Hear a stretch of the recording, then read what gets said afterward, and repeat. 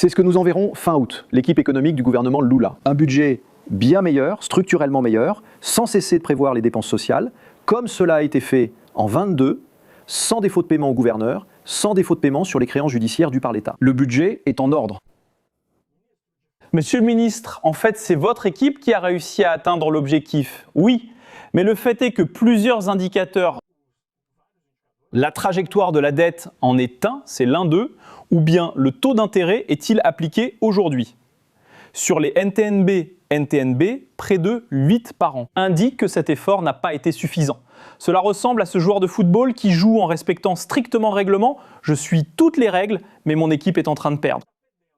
Comment inverser la situation, monsieur le ministre? Je ne suis pas d'accord avec ça, Naka, que l'équipe est en train de perdre. Regardez, en 2022, beaucoup de gens, des autorités à l'époque, affirmaient que le Brésil allait voir sa monnaie s'effondrer, que le Brésil allait devenir un nouveau Venezuela en 6 mois. Regardez ce que nous avons aujourd'hui en termes de projet de nation. Nous avons un taux de change. Quand le président Lula a pris ses fonctions en 2023, le taux de change était proche de 5,30. Le taux de change approche 5,10 aujourd'hui. Donc ces mêmes prévisions selon lesquelles le Brésil allait traverser de grandes difficultés ne se sont pas concrétisées. Aujourd'hui, nous avons une inflation sous contrôle, même inférieure à celle que le gouvernement précédent avait laissée. Nous avons une croissance du pays supérieure à la moyenne attendue, une croissance proche de 3%. Ce qu'on n'avait pas vu depuis longtemps. Nous voyons des comptes publics en ordre, sans violation institutionnelle, sans prévoir de dépenses, sans source de revenus. D'ailleurs, dans un effort avec le Congrès national et la Cour suprême pour ne pas créer ce type de déficit pour l'avenir, qui a été le résultat de ce gouvernement.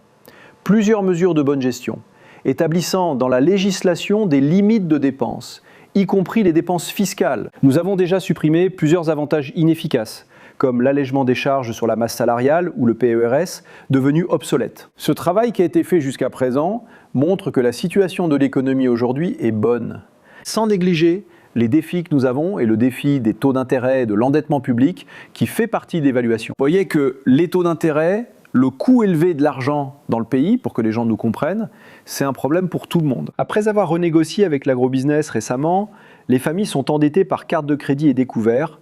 Alors nous avons lancé le programme Desenrola. Les grandes entreprises font des transactions fiscales pour retrouver leur capacité à faire tourner le capital et à contracter de nouveaux prêts. Et le Trésor national lui-même paie des taux d'intérêt élevés pour renouveler sa dette. Nous avons un problème dans l'économie brésilienne, qui est le taux d'intérêt et à quel point cela affecte l'endettement, qu'il soit public ou privé. Et l'engagement du gouvernement est de faire tout son possible sur le plan budgétaire, qui est le levier le plus immédiat, pour aborder cette question des taux d'intérêt lors du prochain mandat. Les taux d'intérêt nuisent fortement à toute l'économie brésilienne, pas uniquement au gouvernement. Monsieur le ministre, le marché financier montre-t-il une mauvaise volonté puisqu'il fixe lui-même ce taux d'intérêt futur? Voyez-vous, je n'attribue pas ici de mauvaise volonté. Ce que je pense, c'est que dans certains moments où il y a beaucoup d'instabilité, et voyez, ce que j'ai dit même au marché, c'est ceci. Aujourd'hui, Naka, nous sommes sûrs de traverser un monde très incertain. La politique monétaire, les taux d'intérêt dans le monde, prenez le Japon, exemple typique avec son taux d'intérêt toujours à zéro. Aujourd'hui, nous ne sommes plus dans ce scénario. Nous avons déjà des taux d'intérêt qui augmentent à un niveau qu'on n'avait pas vu depuis longtemps. Les États-Unis, c'est pareil. Les pays européens, pareil. Donc il y a, oui, le défi de comprendre l'avenir. Nous allons continuer à avoir des guerres. Nous allons continuer à subir un choc pétrolier, qui cette année a été ce qui a fortement impacté les attentes d'inflation au Brésil. Ce que j'ai dit, c'est que le marché réagit naturellement à cette incertitude et regarde le Brésil en disant « Écoutez, je vois encore de l'incertitude dans la trajectoire future. Le marché reconnaît que le gouvernement a éliminé le déficit. » Malgré les critiques concernant les exceptions au cadre budgétaire, que j'ai également formulées, le cadre budgétaire est là pour rester. Nous devons renforcer notre politique budgétaire pour qu'au prochain mandat, un effort national réduise le taux d'intérêt. Je n'y vois pas de mauvaise volonté, mais plutôt à un degré d'incertitude et à une certaine anxiété en période électorale. De savoir quels sont les projets qui sont sur la table pour la prise de décision. Parce que nous parlons du marché qui achète des titres à long terme, n'est-ce pas? Nous parlons de titres de 3, 5 ou 10 ans, et c'est cette projection vers l'avenir qui se joue aujourd'hui.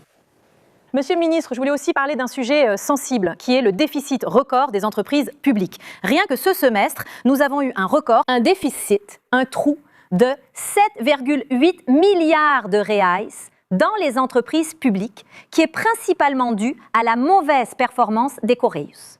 Et cela a conduit, par exemple, l'année dernière, le gouvernement lui-même à organiser un prêt accordé par des banques aux Correios de 12 milliards avec la garantie du Trésor national. On dit même que les Correios auront besoin d'un nouveau prêt, il est possible qu'elle ait besoin d'un nouveau prêt allant jusqu'à 8 milliards de RES. Ce résultat des entreprises publiques bat record sur record depuis 2023. Je sais que la somme est petite comparée à tous ces chiffres dont on parle concernant l'ajustement budgétaire, mais cela ne montre-t-il pas en réalité une manière de gérer de la part du gouvernement qui, en fait, ne prend pas en compte la question de la santé financière? Comment peut-on comprendre cela? Le budget lui-même prévoit déjà qu'il y aura un déficit jusqu'en 2030. Oui. Pourquoi ne discute-t-on pas, par exemple, d'une privatisation qui est beaucoup évoquée par le marché? Quelles sont les alternatives? Que diriez-vous à propos de cette question de la gestion des entreprises publiques? D'abord, les entreprises publiques n'ont pas de problème généralisé. Bien sûr, lorsque vous prenez tous les résultats, le résultat de Correios, comme vous l'avez dit vous-même, Malou, il a un impact très important sur le résultat global des entreprises publiques. Correios est confronté à un dilemme, qui est un grand dilemme pour le monde d'aujourd'hui, où il n'y a plus le volume de lettres, le volume de correspondance que nous avions autrefois. Elle traverse effectivement un processus de modernisation. Il y a eu quelques questions ponctuelles concernant les envois internationaux qui ont pu affecter la situation de Correios. Mais le dilemme ici, c'est Correios. C'est une entreprise publique, et contrairement à ce qu'on dit, les autres n'ont pas de mauvais résultats. Le dossier de Correios est aussi actuellement traité par l'équipe économique. Surtout depuis l'année dernière, Correios a présenté un plan de relance, d'amélioration de ses conditions. Oui, nous avons négocié le prêt auprès des banques privées que Correios remboursera au fil du temps, il y a une période de grâce, et Correios va se restructurer. Je n'ai aucun problème à discuter de la segmentation des activités de Correios, à faire en sorte qu'il y ait plus de co-entreprises, c'est-à-dire des partenariats avec le secteur privé. C'est ce que le président actuel de la Poste cherche à faire. Donc, voyez-vous, ma directive est très claire. Le dossier de Correios doit être mieux traité pour que nous ayons une santé fiscale. Voyez, ce que je dis, c'est justement pour vous répondre que cela me dérange d'avoir une entreprise publique qui ne donne pas de bons résultats fiscaux. Donc nous, ici en particulier, je parle au nom du ministère des Finances, nous avons un grand engagement pour que toutes les entreprises publiques aient de bonnes performances. Et Correios, ma directive pour cette entreprise, c'est qu'elle doit améliorer leur situation. S'ils ont besoin d'un prêt pour avoir le temps de faire des investissements, de céder des actifs, de nouer des partenariats avec le secteur privé, qu'on le fasse pour que nous puissions à nouveau avoir une entreprise, quelle que soit sa taille, quelles que soient les activités qu'elle promet de livrer, et saine d'un point de vue financier. C'est un engagement que je prends aussi avec vous. Monsieur le ministre, vous avez parlé d'ailleurs en répondant à tout ce dont nous discutons ici concernant le salaire minimum, mais je voudrais aussi vous parler de l'indexation des prestations de retraite. Ma question est la suivante. Existe-t-il une possibilité que le gouvernement continue d'accorder une augmentation réelle du salaire minimum, mais dissocie les prestations de retraite de cette augmentation réelle? Nous ne discutons pas ce sujet pour l'instant, en termes d'instruments. Il y a toute une série de scénarios qui devront être discutés avec le président dès que nous aurons passé la période électorale, car les défis continuent d'exister même maintenant, que ce soit dans les relations internationales, que ce soit dans les mesures concrètes qui doivent être prises à l'avenir. Donc ce n'est pas un débat qui a eu lieu. Mais je vais vous rappeler certaines choses que nous avons déjà faites, y compris du côté des dépenses. En 2024, nous avons présenté au Congrès une PEC, une loi complémentaire et une loi ordinaire révisant une série de dépenses, ce qui nous a permis, pendant l'année 2005 et 2026, de mieux équilibrer les comptes publics. L'une d'elles a été la question de la politique du salaire minimum, que nous avons garanti, nous continuons à garantir, un revenu réel, à tel point qu'aujourd'hui, la population perçoit le revenu réel le plus élevé de ces dernières années, en termes de revenus des familles. Et nous avons fait un ajustement en projetant une croissance plus compatible avec les règles fiscales du pays. Les dépenses de personnel, c'est la même chose. Nous avons prévu que tant qu'il y aura un quelconque niveau de déficit primaire dans le pays, les revalorisations du personnel restent limitées au plancher inférieur du cadre budgétaire. Des mesures sont prises. L'engagement pour l'avenir, continuer à contrôler les dépenses obligatoires, de manière à ce que nous contribuions à la réduction des taux d'intérêt dans le pays. Tout ce qui sera à notre portée, nous le ferons pour que les taux d'intérêt baissent. Monsieur le ministre, une question sur les opinions émises récemment. Il y a quelques jours, lors d'une conférence avec des analystes, José Sergio Gabrielli, l'un des coordinateurs du programme du président Lula, est intervenu. Il a même évoqué la possibilité d'augmenter encore davantage le salaire minimum afin de réduire l'endettement de la population. Et il a également mentionné certaines formes de contrôle des capitaux. Il a précisé qu'il s'agissait d'une discussion interne à la campagne qu'il soutenait, sans décision prise, que cela ferait partie du programme du président. Mais peu de temps après, compte tenu de la répercussion, le président du PT lui-même, Edinho Silva, a déclaré que la personne qui parle au nom de la campagne du président Lula, c'est vous, que vous êtes la porte-parole économique de la campagne du président Lula. Alors je voudrais savoir quel est votre rôle dans la campagne et comment ce rôle se coordonne avec votre fonction de ministre des Finances. Êtes-vous la porte-parole économique de la campagne et du gouvernement? Vous voyez Malu, le président Lula a plusieurs interlocuteurs économiques. Comme ministre des Finances, j'ai été l'un des principaux ces dernières années, aussi comme secrétaire exécutif du ministère. Et j'ai contribué à tous les débats, que ce soit au sein du gouvernement, avec des amis ou avec des dirigeants du camp progressiste. Cela va même au-delà du Parti des Travailleurs. Ma relation avec Edinho, comme avec Gabriel, avec Aloysio Mercadante, avec Fernando Haddad, avec toute une série d'autres dirigeants du Parti des Travailleurs, est très fructueuse et j'ai traité et discuté avec eux de tout cela de manière franche. Ce qui est important de dire ici, également à la demande du président, c'est que nous ne travaillons pas, il n'est pas question de mettre en place un contrôle des capitaux.